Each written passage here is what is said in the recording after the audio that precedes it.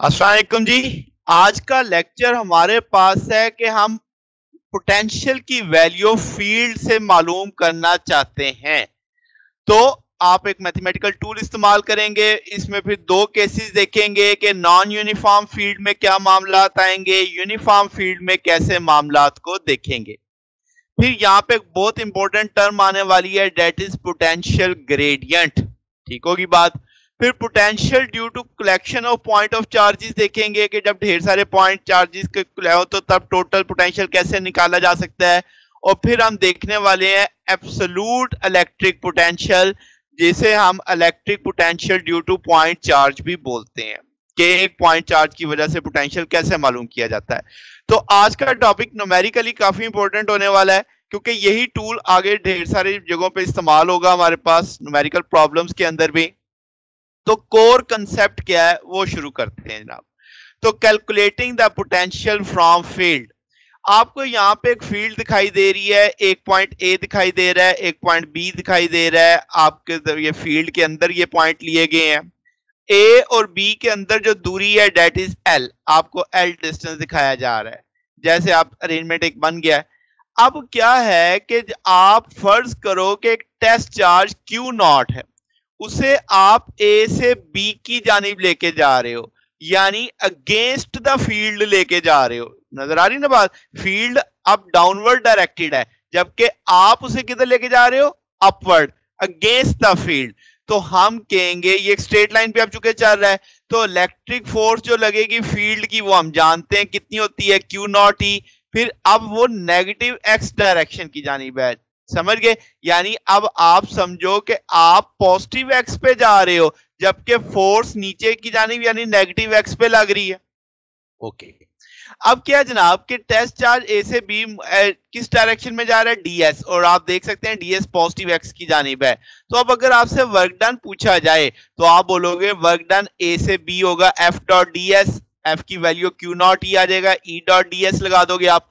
तो ये टूल बन गया अब आपका क्यू नॉट ए से बी ई डॉट डीएस। इस फार्मूले से मैं वर्क निकालूंगा। ठीक है। अब हम जानते हैं कि भाई आपके पास पोटेंशियल डिफरेंस क्या होता है, जब चार्ज की एनर्जी में फर्क आता है।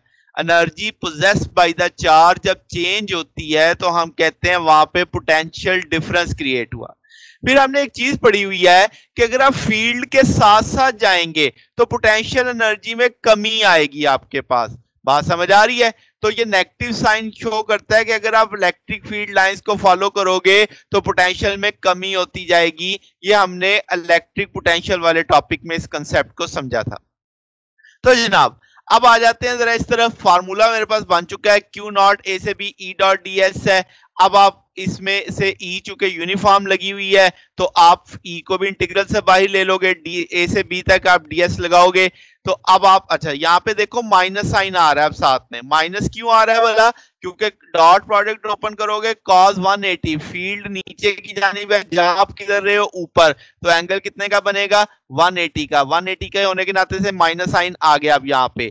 तो अब आप क्या लिखने वाले हो कि भाई डेल्टा यू बराबर आ जाएगा किसके, क्यू नॉट ई एल के। यहां से क्यू नॉट को दूसरी तरफ ले जाओ, क्योंकि यू आपके पास यू बाई क्यू आपके पास पोटेंशियल बन जाएगा, और ये बराबर आ जाएगा किसके, माइनस ई एल के। ठीक हो गया बात। अब यहां से ये अब टूल बन गया यूनिफॉर्म इलेक्ट्रिक फील्ड के अंदर, अगर आपने पोटेंशियल डिफरेंस मालूम करना हो। ठीक है जनाब। अब इसी कंसेप्ट पे अगर नॉन यूनिफॉर्म फील्ड लगी हुई है, जैसे आप देख सकते हो कि अब आप W A B over Q naught कर रहे हो, यहाँ पे जो क्यू नॉट आना था वो दूसरी तरफ आपने पहले ही कर दिया है। जैसा आपने इस टूल में देखा था, ये क्यू नॉट है, ये दूसरी तरफ चला गया है, डब्ल्यू से डिवाइड कर रहा है, तो आपने W A B over Q naught कर दिया, ए से बी तक ई डॉट डी एस लगाया।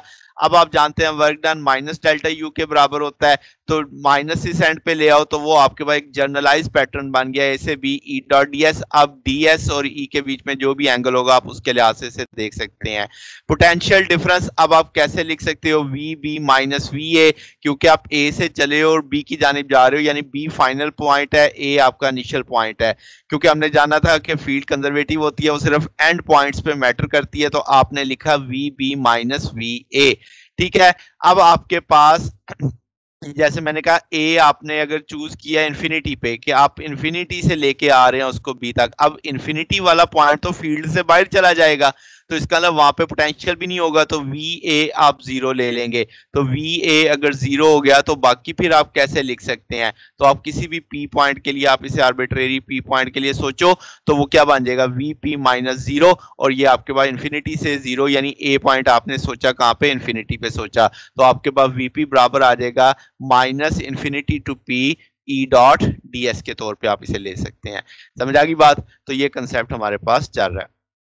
अब जनाब आप पोटेंशियल ग्रेडियंट क्या है, ये अब एक इंपॉर्टेंट टर्म है।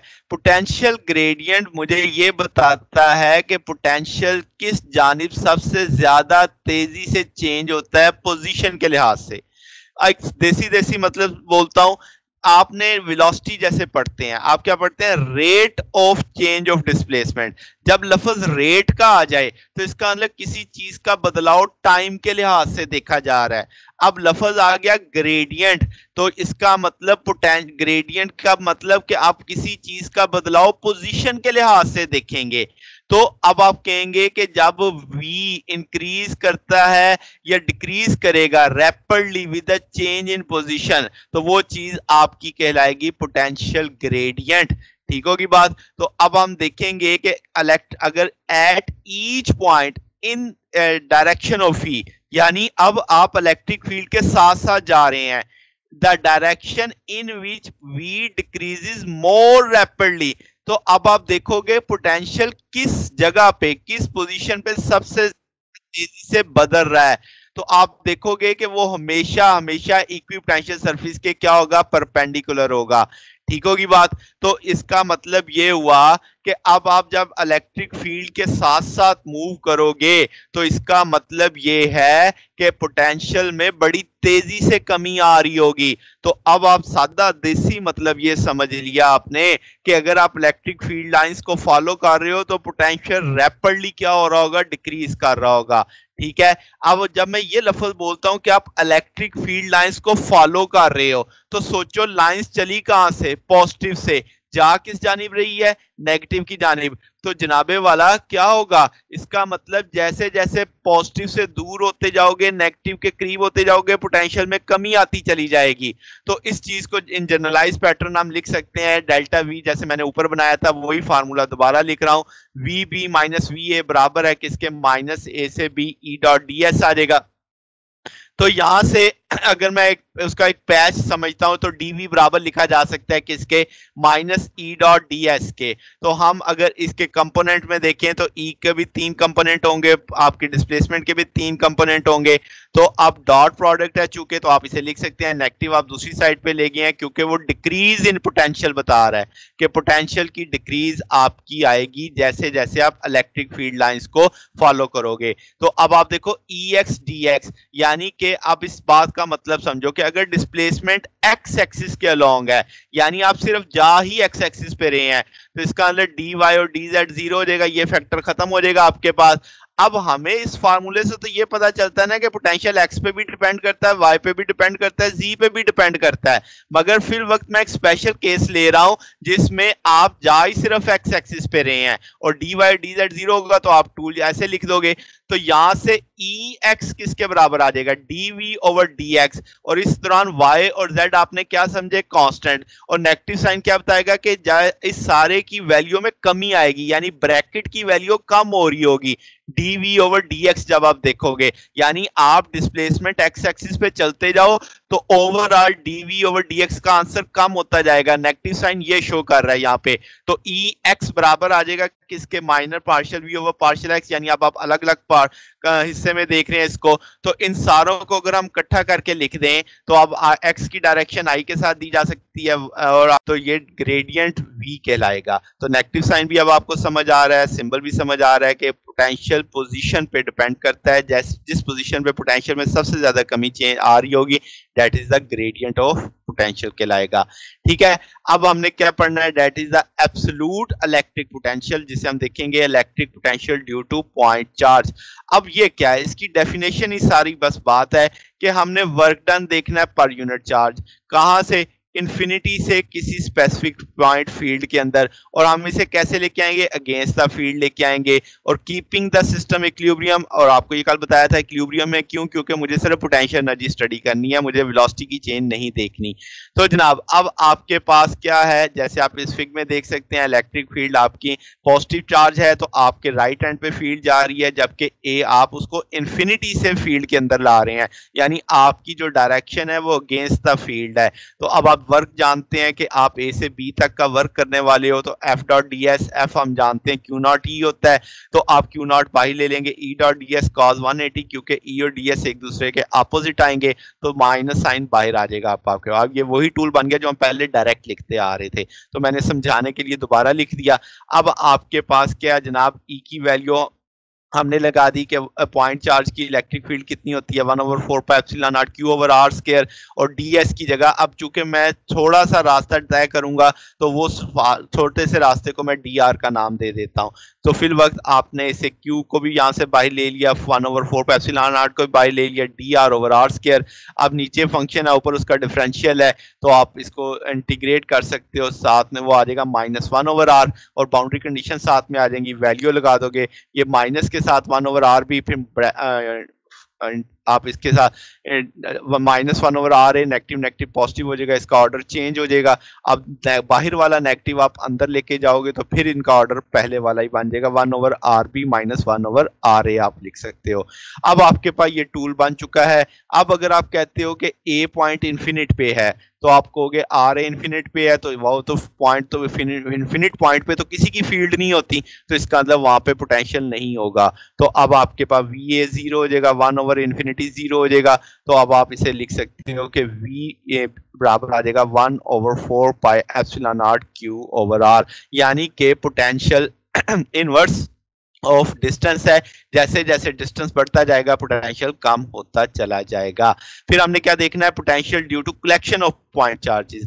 अब बुनियादी सादा सा कंसेप्ट है, पोटेंशियल चूंकि स्केलर है तो आप इसे सुपरपोजिशन प्रिंसिपल से ऐड कर दोगे, सारे पॉइंट्स के जितने भी चार्जेस हैं उन सब के पोटेंशियल सम अप करोगे, तो वो जितने 1 से n तक जितने भी हैं, तो आप उसमें 1/4 पाई एप्सिलॉन नॉट चूंकि कांस्टेंट है तो क्यू आई ओवर आर आई का कंसेप्ट लगाओगे। तो अब इसमें एक चीज समझनी है कि पोटेंशियल जो आप एक ड्यू टू 1 चार्ज लोगे वो दूसरे चार्जेस के पोटेंशियल की वजह से इफेक्ट नहीं होगा, यानी एक जगह पे ढेर सारे चार्जेस पड़े हैं तो आप हर चार्ज का पोटेंशियल अलग अलग कैलकुलेट करके सम कर लोगे, किसी दूसरे करीब पड़े हुए चार्ज की वजह से उस पोटेंशियल की वैल्यू में कोई फर्क नहीं आएगा।